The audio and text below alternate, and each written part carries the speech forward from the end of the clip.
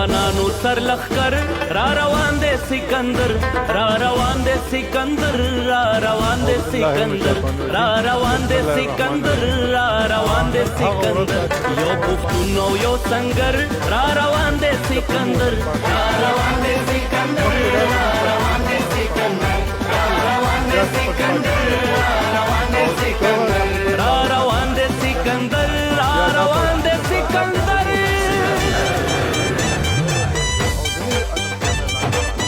الحمدلله دا پاتې کوم دا